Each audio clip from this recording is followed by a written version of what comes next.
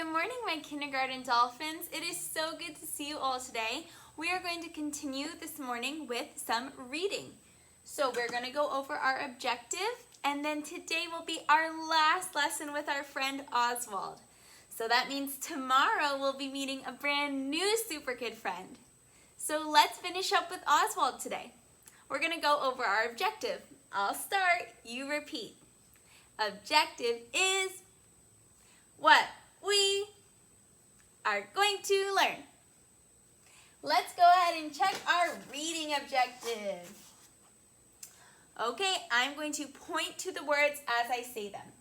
I can answer questions about a story I hear. Oh, so we've done this objective before. We're going to hear a new story today, and then we're going to answer some questions about it. So you actually have a copy of this story today in your packet. It is our Oswald book. It's a little black and white book that says Oswald on the cover. Let me show you what it looks like. All right, your Oswald book looks like this. It has a picture of Oswald and it says Oswald. We're going to be reading over this book today. Yours is black and white, which means that you can color it in. So if you want to color it in while we're reading, you can, or you can color it later. But make sure you're paying attention to the story, because afterwards you're going to hear some questions about it, and then we're going to answer them. All right, so let's head to the board and hear our story about Oswald. Okay, we're ready to hear our story about Oswald. Now, in this book, we're going to hear about two characters. Remember, a character is who the story's about. Say that with me. A character is who the story's about. We're going to hear about our friend Oswald and our old friend Cass. So let's listen and find out what Oswald and Cass got up to. Oswald. There's our title, Oswald. Look at the picture. What do you see? There are lots of animals, so it must be at the zoo. Oswald and Cass are in the picture too. They have paintbrushes, paper, and easels. Oswald and Cass are getting ready to paint pictures. Oh, so on our first page here, we can see there's all these animals around. So we're going to guess that the setting of this story is the zoo. Remember, the setting tells us where the story takes place. Settings can be near or far. Settings tell you where you are. So in this story, it's telling us that we're at the zoo, and our two characters, Oswald and Cass, are getting ready to paint. They have paintbrushes and paper and easels.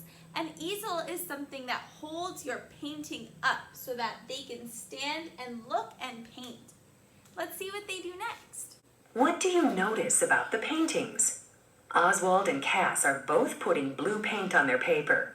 Maybe Oswald and Cass are painting the sky. Ooh, so what do we notice about them? See, they're both using blue paint, but do they look exactly the same? No. What do you notice? I see that Oswald's paint is all staying on his paper, but it looks like Cass's paint might be dripping down. When you paint sometimes and your paint gets really drippy, do you paint sometimes and does your paint get really drippy? Sometimes if I use too much water with my paint, that happens. I wonder if Cass maybe added too much water to her paint. Let's find out. Now what have Oswald and Cass added to their pictures? It looks like they are both painting a picture of the tree in front of them. Ooh, do you see? They've both added a tree to their picture. So maybe they're looking around them and they're painting the area around them. Have you ever done that before? Maybe set up your easel or your painting materials somewhere and then looked around and painted what you see around you? That's a pretty fun way to paint. Look at Oswald's picture, then at Cass's. How are they different? Oswald's painting looks real, But Cass's painting is drippy and messy. Ooh, so Oswald looks like maybe he was being very careful with his paint and was taking a lot of time to make it almost look like it's real. And it looks like maybe Cass was adding a little bit too much water to her paint and it was being drippy. I wonder how this is going to make Cass feel. How do you think Cass feels in this picture? She looks sad. Maybe she's sad that her picture isn't as good as Oswald's. What do you think? Yeah, Cass's painting was just as good but different, right? It looks like maybe she doesn't like the way that it turned out though. Sometimes when we do art, we kind of wish that we did it a different way. I wonder how we could help Cass feel better. What could Oswald be thinking? Maybe he is thinking of ways to help Cass with her painting. Oh, just like we were just saying, maybe Oswald will come up with a way to help Cass. Now Oswald has a sponge in his hand. He is telling Cass how to use the sponge to make her painting look better. Oh, so what does a sponge do? A sponge can soak up water. So remember, Cass's painting is really drippy. So Oswald is going to give her a sponge to help soak up some of the water on her painting. Let's see if it works. Cass is using the sponge Oswald gave her to add clouds to her painting. Oh, that's a cool way to do it. So she's going to take her blue paint and dab it around with her sponge to make clouds in the sky. How is Oswald helping Cass now? Cass has green paint on her thumb, and Oswald is showing her how to use her thumb to make leaves on the tree. Oh, so it's almost like she's finger painting. Have you ever made a thumbprint on something? Cass is using her thumb to make leaves on her tree. That's a pretty cool way to do her painting. How do Cass and Oswald look now? They're smiling and making happy hand movements. They must be glad that Cass's painting looks better. Oh, so now Cass is giving a thumbs up and Oswald is going A-okay. It looks good now. Now that they've added some clouds and she's used her thumbprint to help spread the paint out, it sounds like they're feeling a lot better about their painting. Now Oswald is pointing to the green marks on Cass's painting. He's also pointing to a flower. What do you think Oswald wants Cass to do? What do you guys think? So he's pointing, showing her where she did the green at the bottom and pointing to a flower. Maybe he's telling her that she could try painting a flower in her grass? Maybe. Cass is painting petals on top of the green marks so they look like flowers. Wow, so instead of it being big chunky grass, she's adding some petals. And that way it kind of looks like stems and leaves from the flowers. Just like down here where they were looking at the flower. Look at Cass's finished painting. What do you think of it? It may not look as neat as Oswald's, but it is pretty and imaginative. Yeah, wow.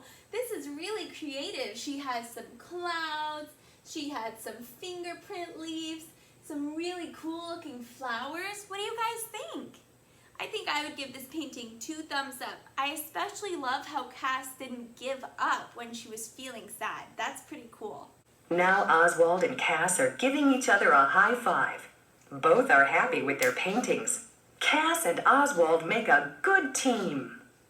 They make a great team. I love how when Cass was feeling discouraged, when she was kind of feeling like she didn't have as good a painting as Oswald, he helped her instead of letting her feel sad. That's such a nice friend. And it says, the end.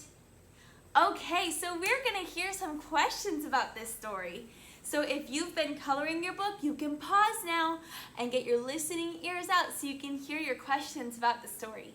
Okay, so here are our questions about our Oswald story. Number 1, who was helpful in this story?